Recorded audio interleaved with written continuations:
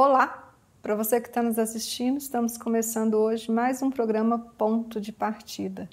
Hoje conversaremos com Rafael Lavarini, do Centro Espírita Cristão Silva Jardim, aqui de Sete Lagoas, e também do Centro Espírita Débora Cristina, em Araçaí. Olá, Rafael! Olá, um abraço a todos, em especial àqueles que estão nesse momento nos ouvindo e que possamos cada vez mais fazer com que Jesus seja o personagem mais importante de nossas vidas. O nosso tema de hoje é espírito. Rafael, mesmo sem ser espírita, a gente está sempre ouvindo falar de espírito. Foi Kardec que criou esse termo? O termo espírito, em especial, foi criado por Allan Kardec quando ele publica o Livro dos Espíritos em 18 de abril de 1857. No entanto, a gente vai perceber que o sentido da palavra espírito a gente já vê na Bíblia, mesmo antes da vinda do Cristo, já fazendo parte do Velho Testamento. E Allan Kardec veio orientar e esclarecer o que eram aqueles anjos descritos nas passagens bíblicas com esclarecimento à luz da doutrina espírita. Rafael, tem gente que não gosta nem de ouvir falar, né, sobre espírito. Mas o que é mesmo o espírito? Então, segundo a explicação de Allan Kardec, o espírito são todos os seres inteligentes, dotados do princípio da inteligência, que povoam o universo. E para esses que muitas vezes são assustados com o termo espírito, e quando se fala em aparição espiritual, tem um pouco de restrição, tem um pouco de medo, de temor, a gente tem que recorrer à Bíblia, que é o livro mais importante para a humanidade. Esse livro que a doutrina espírita vem tentar esclarecer com suas obras básicas, com as obras de autores como Chico Xavier, e que no livro da Bíblia a gente vai encontrar aparições espirituais de espíritos chamados de anjos, e uma característica muito comum quando ocorria essas aparições espirituais era o grande temor, segundo os evangelistas, que aquelas pessoas que viam os espíritos eram dotados no momento. Um exemplo disso, quando Zacarias é visitado do anjo Gabriel, e o anjo Gabriel anuncia que Isabel, esposa de Zacarias, que já estava com idade avançada, iria receber um filho, e aliás, naquele filho viria ainda o espírito e a virtude de Elias, e para aquele filho seria dado o nome de João Batista. E nesse momento a gente percebe que o evangelista Mateus ele comprova a existência de um espírito, de uma essência, de um espírito que viria no berço de Isabel, e além disso ele ainda fala da reencarnação. Ele nos diz que João Batista é a reencarnação do espírito de Elias. Mas naquele momento em que Zacarias recebe o anúncio do anjo Gabriel, a atitude dele, segundo o evangelista Mateus, é de cair por terra de grande temor. Então eles também tinham essa dificuldade de lidar com as questões espirituais, porque ainda talvez não tinham o esclarecimento que hoje a gente pode ter. Então, quando Kardec faz a codificação, ele tenta tirar um pouco desse temor, então, desse desconhecimento. Exatamente, porque normalmente a gente tem medo daquilo que nós não conhecemos. E a partir do esclarecimento, segundo Emmanuel, que a doutrina espírita é uma doutrina que esclarece as consciências, mas acima de tudo ela conforta o coração. Porque quando a gente tem um esclarecimento, a gente tem um entendimento de causa, o nosso coração fica aliviado.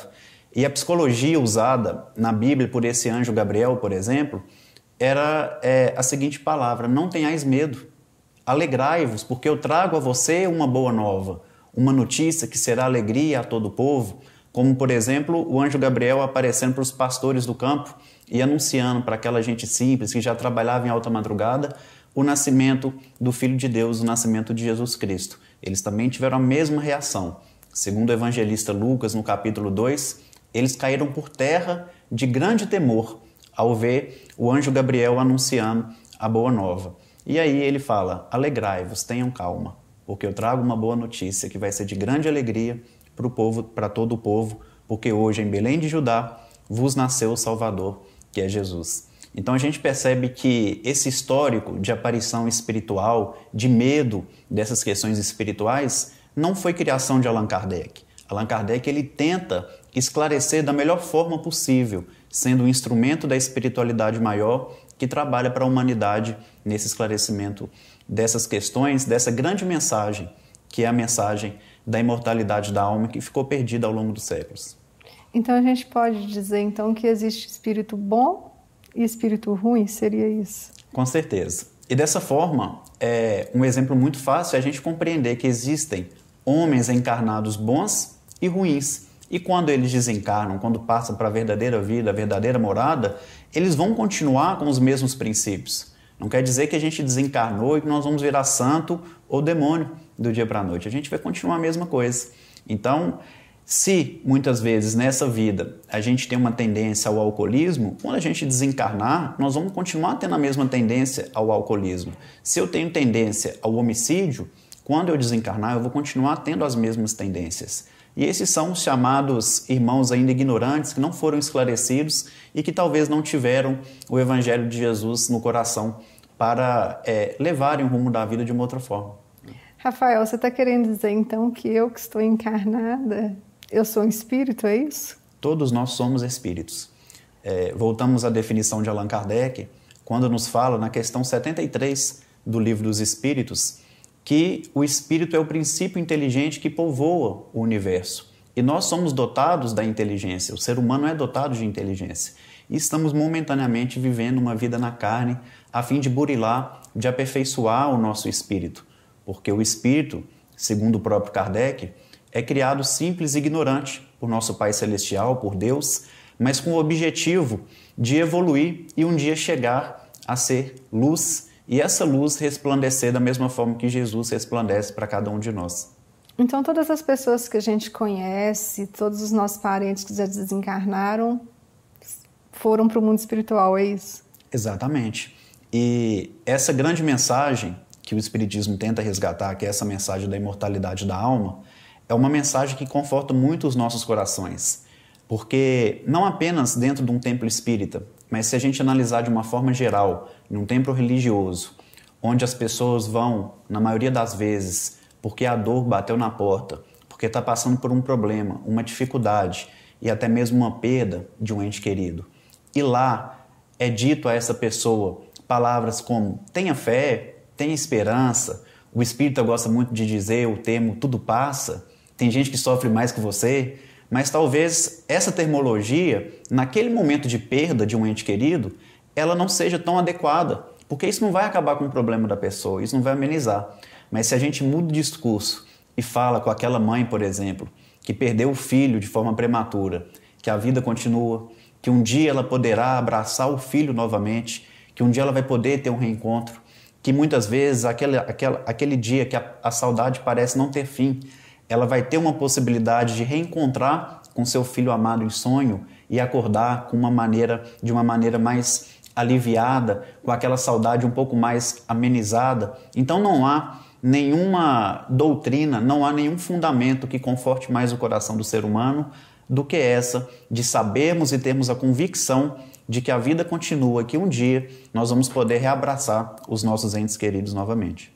Rafael, aqui enquanto encarnado eu tenho fome, eu tenho sede, eu preciso de me vestir, eu preciso de dormir. E quando eu retornar ao plano espiritual, como é que fica isso? A gente tem que recorrer à própria oração do Pai Nosso, quando ela nos diz, assim na terra como no céu. Muitas vezes a gente fica um pouco assustado, será que existe isso que tem aqui no plano espiritual? E ao contrário, a vida emana do plano espiritual para a terra.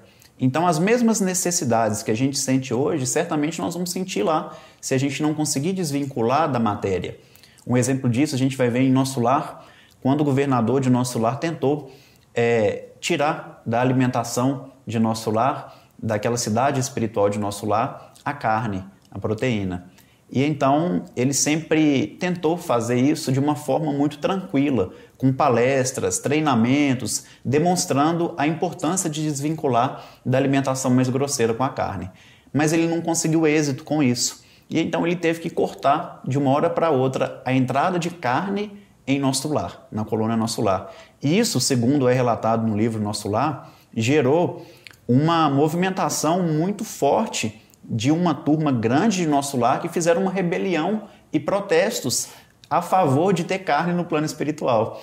E às vezes a gente fica assim, nossa, mas em Nosso Lar eles tinham necessidade?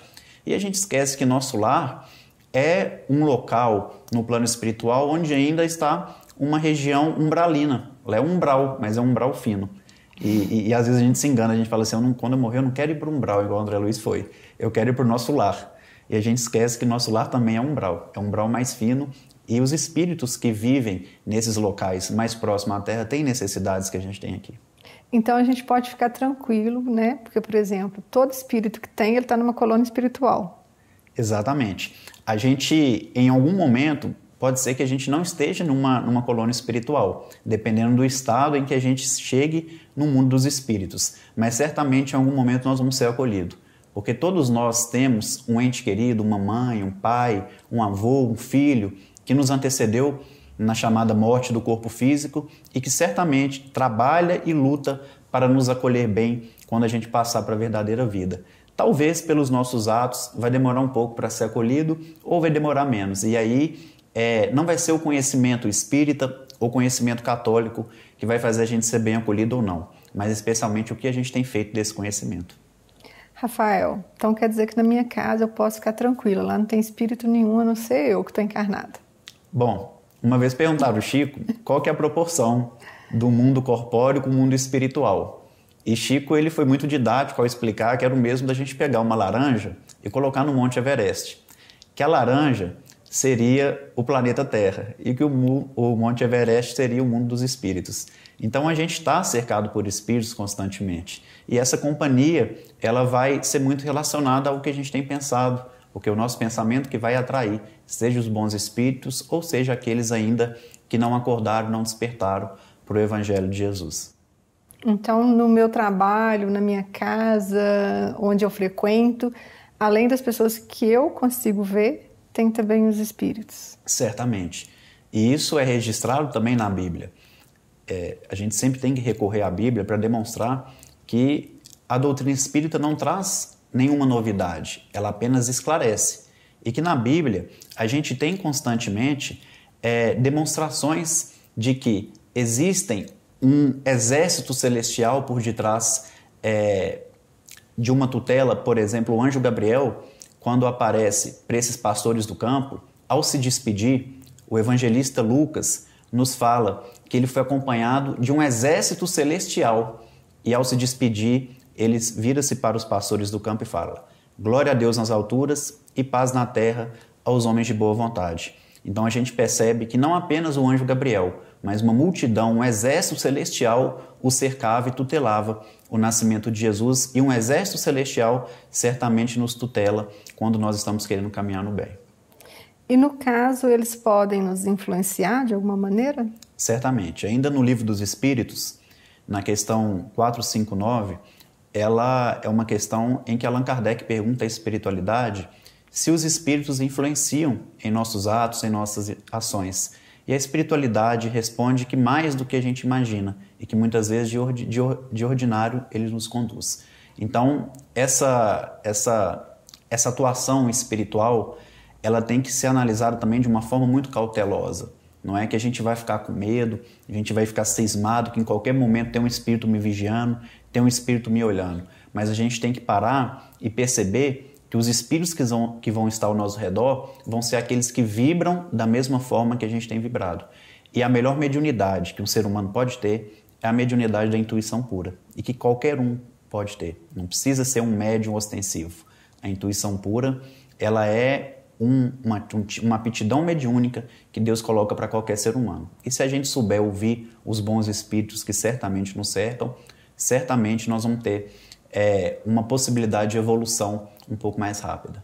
Rafael, e quando a gente retorna ao plano espiritual, como é que fica a nossa aparência física?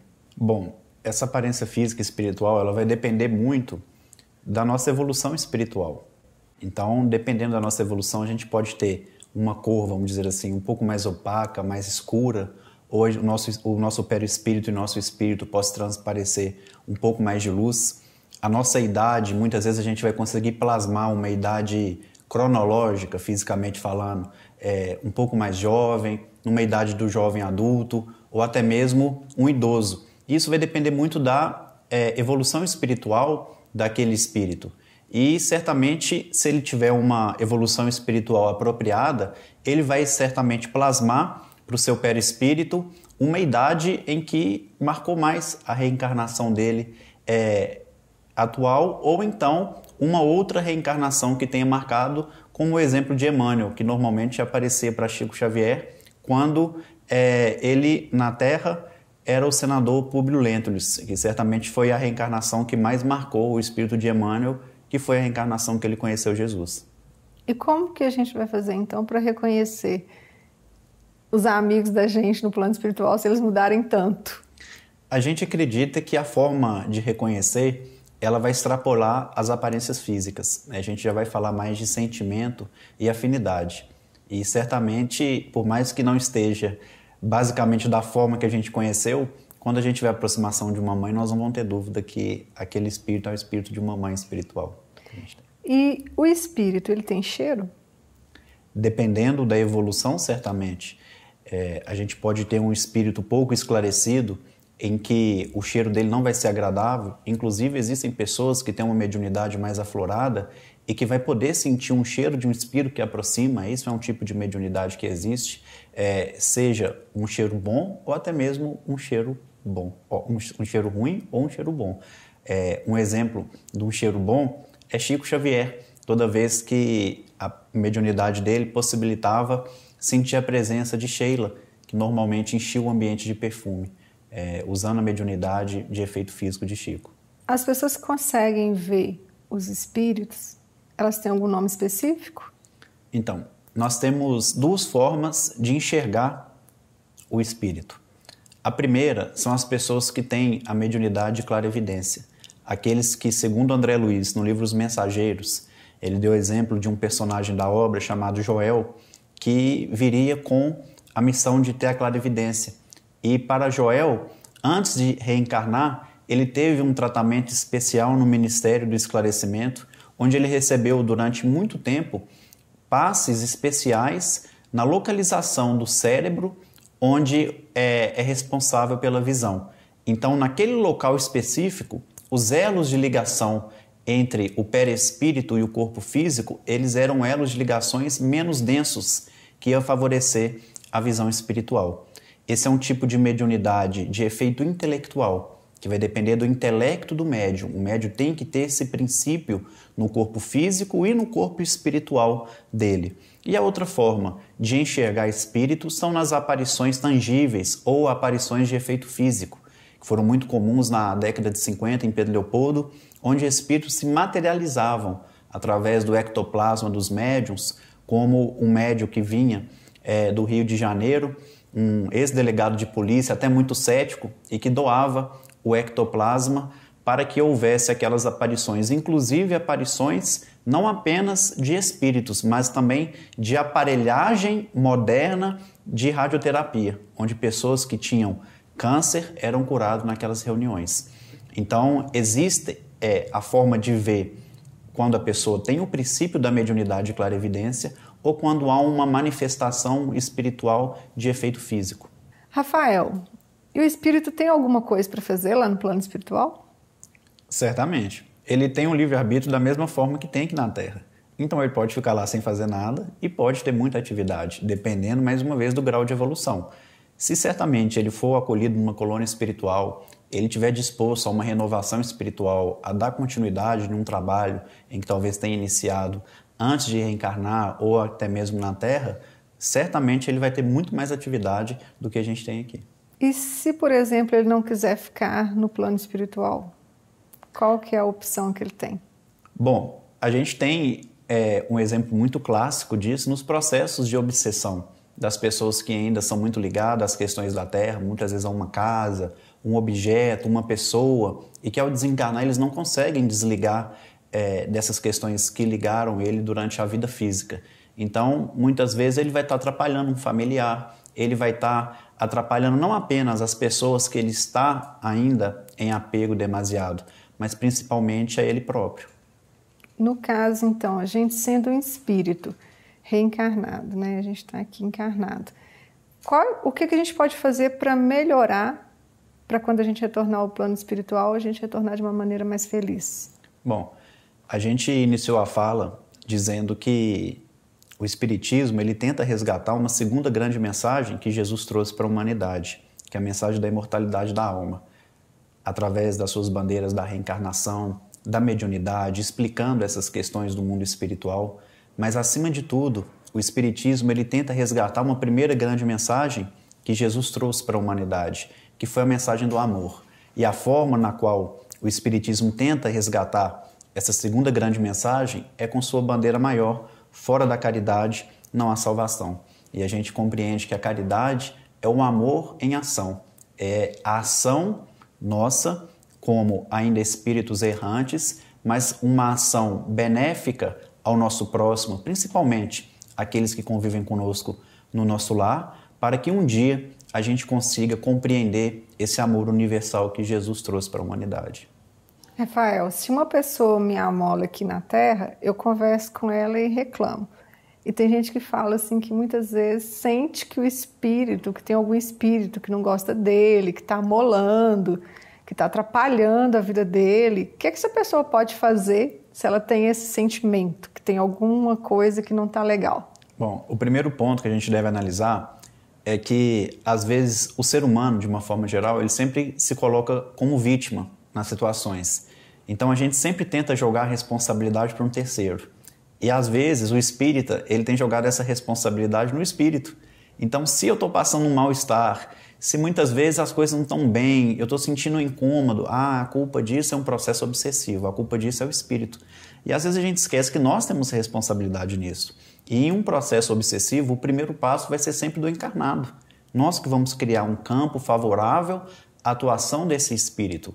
E muitas vezes, nós que pensamos ser vítimas, com certeza podemos ter lesado essa entidade em outra vida de uma maneira muito forte e que ela ainda não conseguiu perdoar. Nós que muitas vezes estamos tendo a oportunidade até de ter uma religião, de ser acolhido, de estar numa vida diferente e eles ainda nesse sofrimento.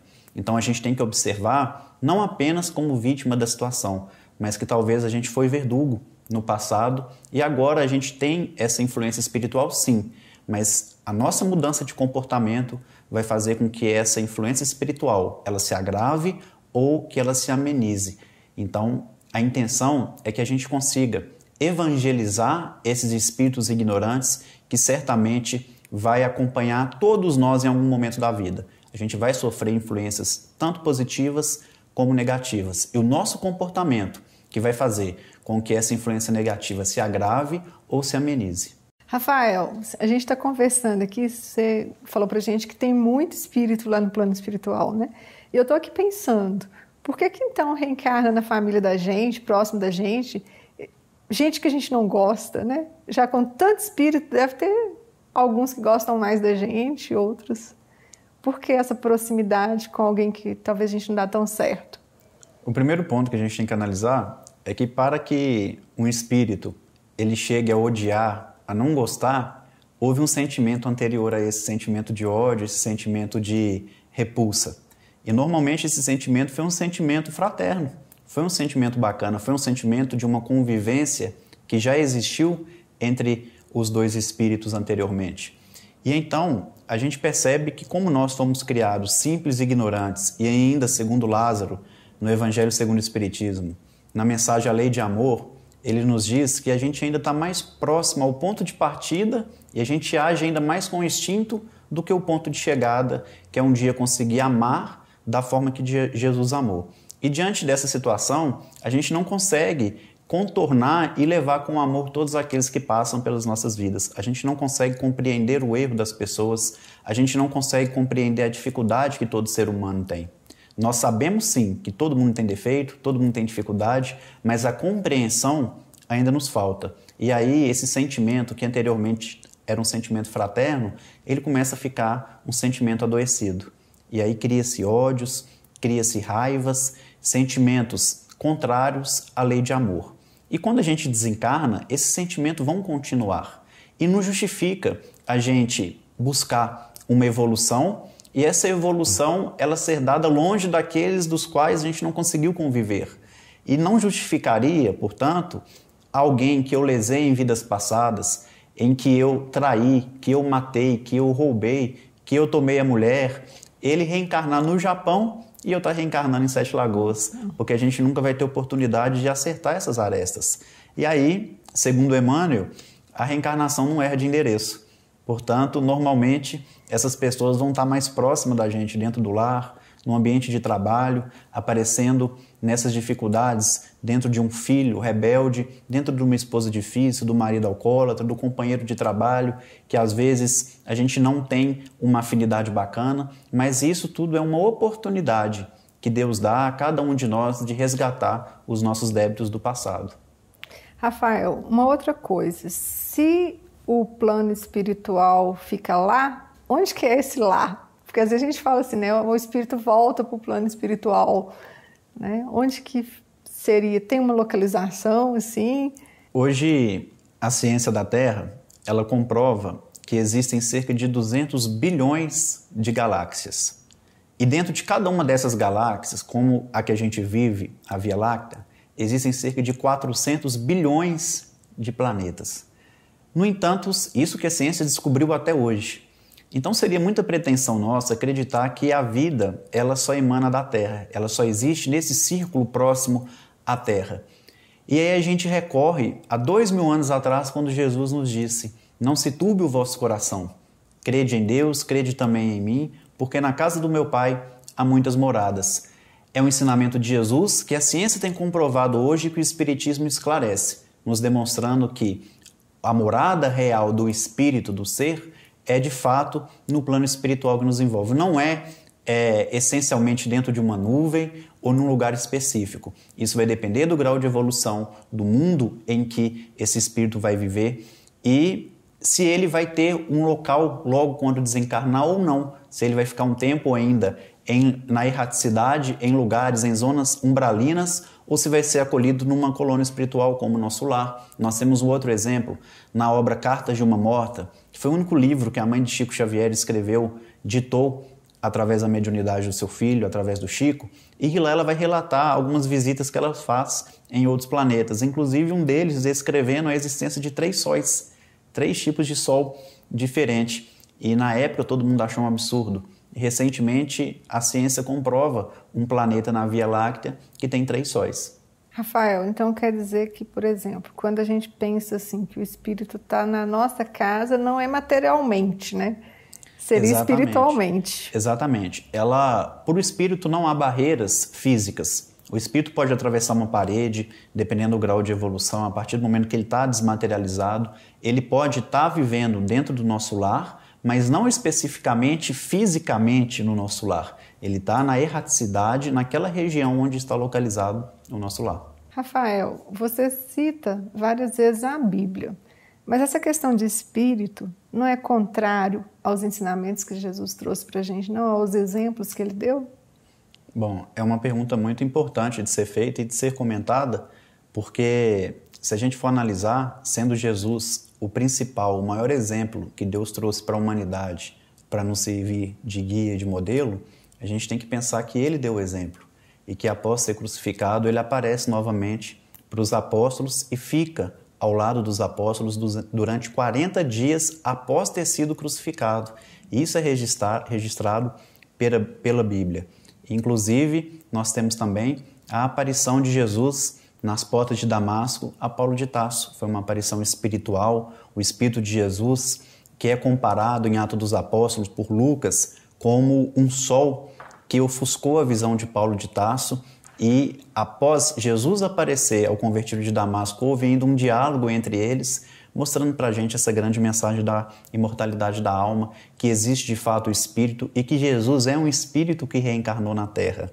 E os cristãos da primeira época, aqueles que levavam o cristianismo primitivo, como o próprio Paulo, Pedro, João, Barnabé, em seus discursos eles faziam questão de falar: eu sou cristão, eu sigo o carpinteiro de Nazaré, aquele que ressuscitou dentre os mortos. Então eles tinham Jesus aparecendo para eles em espírito, depois de ter desencarnado, como um triunfo. E eles levavam esse triunfo onde quer que eles iam. Para levar a boa nova de Jesus, eles sempre faziam questão de falar que Jesus ressuscitou dentre os mortos. E esse ressuscitar a gente tem que entender como um ressurgimento após ter desencarnado, mostrando para todo mundo que a vida continua e que a nossa essência é a essência espiritual. Rafael, a gente está num mundo muito tecnológico. né? Se eu buscar na internet informações sobre espírito, provavelmente eu vou encontrar muitas. Quais os cuidados que a gente tem que ter? Bom, não apenas nas questões que envolvem essa evolução tecnológica, mas para a nossa vida, a gente sempre tem que buscar referências seguras. E na internet não é diferente. E a referência segura para um cristão é a Bíblia. E além da Bíblia, para aquele que quer conhecer a doutrina espírita, que é uma doutrina que vai esclarecer o cristianismo de uma maneira raciocinada, de uma maneira lógica, é a gente se apegar às obras de Allan Kardec e de Chico Xavier, que certamente a gente vai estar num caminho seguro. Então, tomar cuidado com algumas postagens, com algumas opiniões pessoais e tentar embasar sempre no que os espíritos diziam, intermédio de Allan Kardec, e no que Emmanuel, André Luiz diziam através da mediunidade de Chico Xavier. E a gente vai estar trilhando um caminho certamente mais seguro. Rafael, a gente gostaria de agradecer a sua presença e qual que é a sua mensagem final para quem está nos assistindo? Olha, eu prefiro ficar até com uma frase de Chico Xavier que nos diz que Espiritismo é Jesus de novo no coração do povo e que ele possa estar dentro dos nossos corações. Obrigada, Rafael. Agradeço. Para você que está nos assistindo, terminamos aqui mais um programa Ponto de Partida. Se você ficou interessado pelo assunto, quer saber um pouco mais, procure um centro próximo de sua casa e faça parte de um grupo de estudo. Até a próxima!